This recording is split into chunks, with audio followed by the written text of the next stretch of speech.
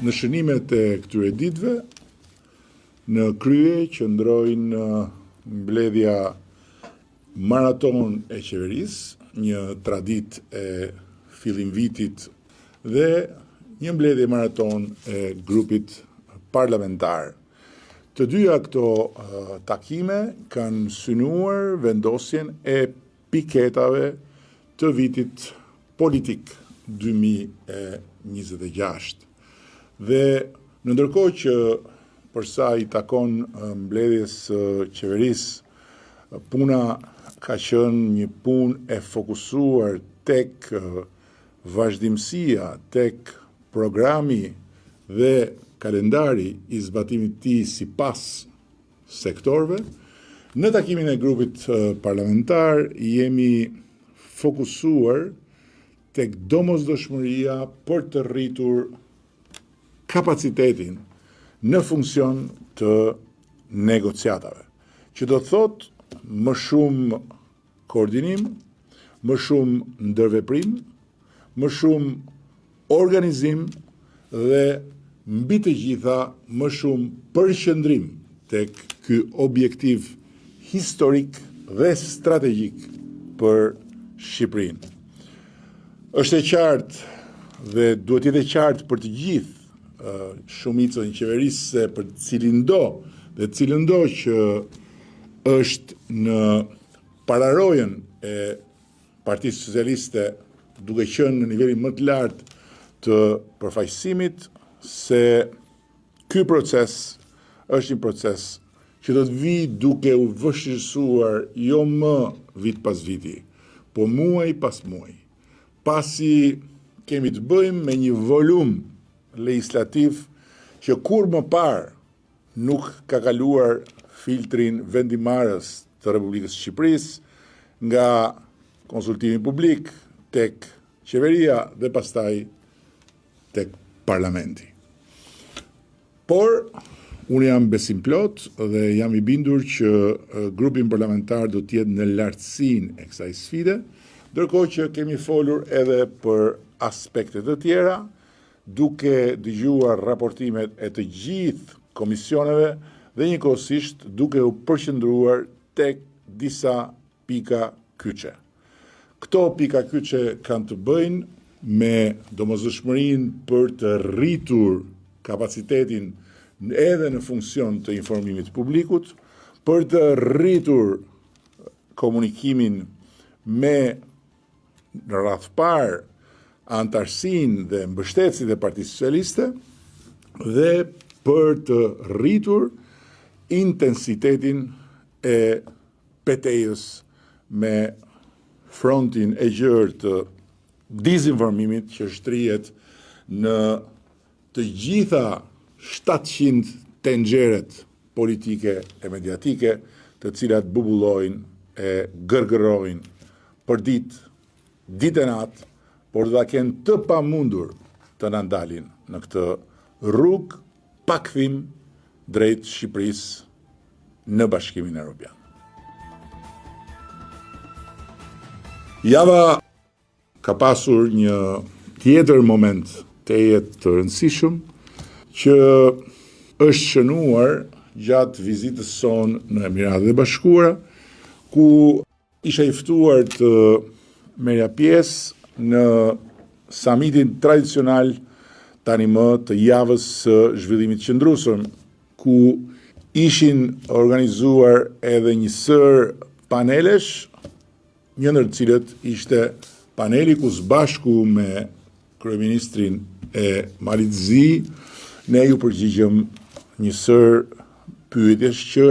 shprehin interesimin pikërisht të përpjekjeve që po bëjmë në sensin e zhvillimit të qëndrueshëm, të rritjes së kapaciteteve energjetike dhe patjetër edhe në sensin e shfrytëzimit maksimal të teknologjisë si një instrument shumë i rëndësishëm në funksion edhe të procesit të antarësimit. Kam qenë shumë krenar kur kam folur për bashkëpunimin trilateral mes Emiratet Bashkuara, Shqipërisë dhe Italisë, ku Shqipëria ka një rol kyç si vendi ku do të krijohet një kapacitet gjenerimi i energjisë gjelbër që përmes kabllit në New York që do të lidh Shqipërinë me Italinë do të transmetohet në Itali dhe në vende të tjera, duke i dhënë Shqipërisë një avantazh të rëndësishëm strategjik. Por më e rëndësishmja, kam përcjell edhe një mesazh për cilin unë personalisht, por e gjithë shumica e qeverisë, se ka krenarin të jetë bardhëse Shqipëria sovrane në energji. Pasi sipas programit dhe sipas të gjithë hapave që po i hedhim mbi planin e detajuar për këtë program, Shqipëria do të ketë sovranitet energjetik brenda këtij mandati të qeverisë son, mandatit të 83 mandata.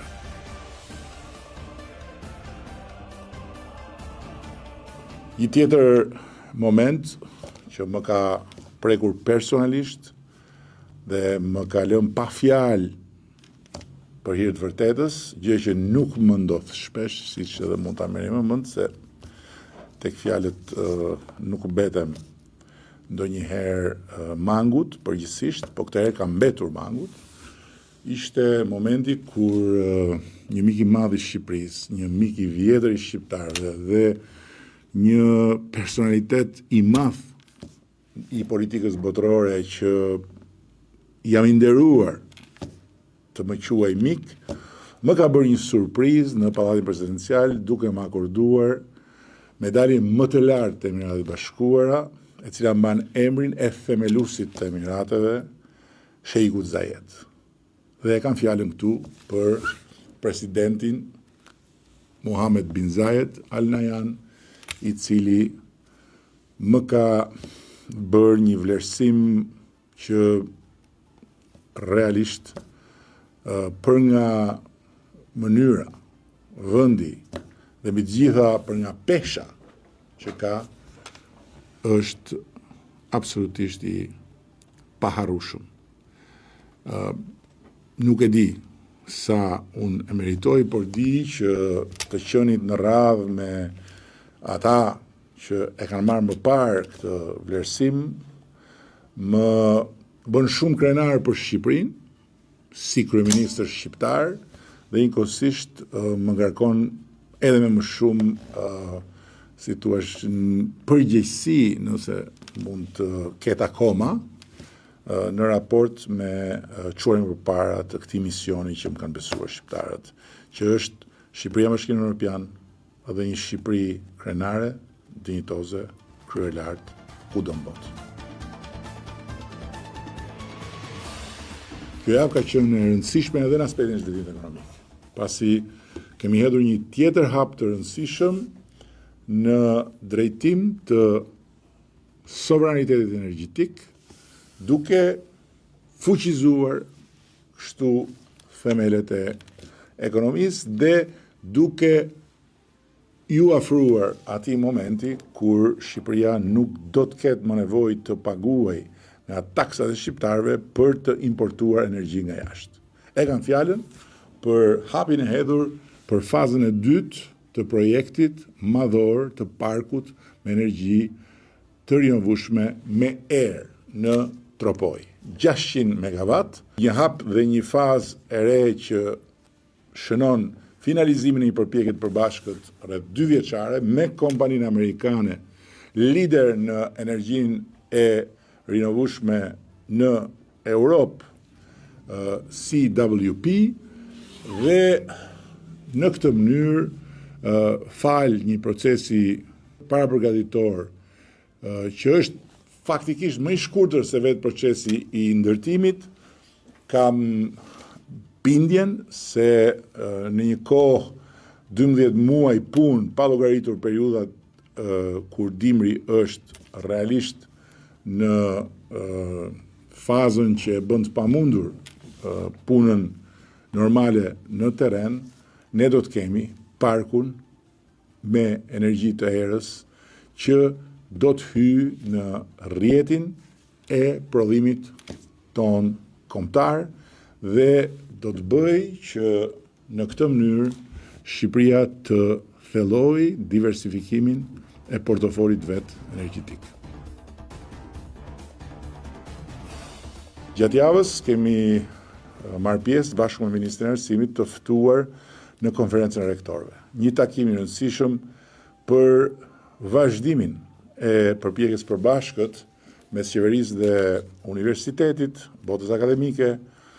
në funksion të rritjes së cilësisë së arsimit ton të lartë, në funksion të ndërkombëtarizimit të arsimit ton të lartë dhe në funksion të racionalizimit të burimeve dhe të potencialeve në arsimin ton të lartë. Kemi zhvilluar një diskutim të hapur. Unë kam paraqitur ato që janë sipas nesh sfidat dhe për cilat duhet vendosen piketat e reja, duke filluar nga një rishikim i ligjit të arsimit të lartë, për cilin ka ardhur koha, pasi tani më është krijuar një eksperiencë, ligji na mundsoi një përmbysje të madhe, por sot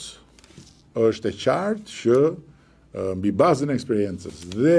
natyrisht të sfidave të reja, ligji duhet të rishikohet. Dhe këtë gjë do ta bëjmë së bashku, pa diskutim, me universitetet. Nga ligji pra, deri tek rritja e përpjekjeve për të shtuar zinxhirin që tani më ka filluar të shtrihet në territor të ndërkombëtarizimit përmes partneriteteve të ngushta me universitete të njohura në Europë dhe në botë dhe përmes programeve të përbashkëta. Po ashtu një aspekt tjetër është edhe qasja ndaj financimit, gjëra për të cilat do të flasim më hollësisht në takimin që ne mbajmë rregullisht si një këshill i përbashkët, po themi, jo formal, por shumë efikas mes qeverisë edhe përfaqësuesve të universiteteve, ku këtë radhë do të jenë ftuar të gjithë përfaqësuesit pa dallim universiteteve publike dhe atyre private, ose më saktë universiteteve publike me financim shtetëror dhe universiteteve publike me financim privat. Dhe në fund, për krip, jo për ëmbëlsirë, dua të them dy fjalë për ata që u hodhën përpjet, ose më saktë për ata që jetojnë të hedhur përpjet, dhe që në përpjetësinë e tyre i shtuan hedhjeve edhe një hedhje të radhës dhe të njëjtës natyrë, dizinformim, çoroditje e opinionit publik, helmim i të gjithë atyre që kanë akoma fuqinë që t'i dëgjojnë, duke thënë që Amerika i ndaloi vizat për Shqipërinë. Kjo është e pavërtetë. Shtetet e Bashkuara të Amerikës nuk kanë ndaluar vizat për Shqipërinë. Shtetet e Bashkuara të Amerikës, administrata aktuale, nën orientimin e qartë prej kohësh të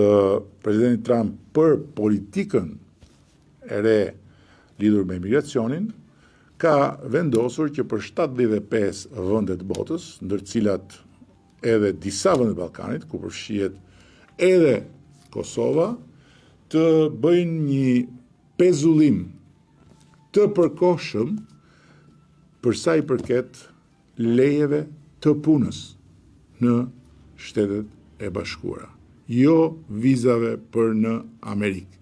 po lejeve të qëndrimit në Amerikë për punë. Pasi, për këtë kategori vendesh, kanë vënë re fenomenin e marrjes vizës për turizëm, marrjes vizës për biznes dhe pastaj të mos respektimit të afateve, por të qëndrimit atje për të filluar një punë.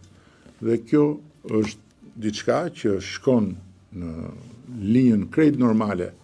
të politikës së re të presidentit Trump dhe që nuk ka pikën e lidhjes me të gjitha ato që u thanë nga ata që hidhen përpjet. Dhe që përsëri kur të bie në tokë do të shohin se tereni mbi të cilin qëndron është gjithmonë më i rrëshqitshëm. Pra do të humbin thellë e më thellë e do hidhen përpjet lart e më lart.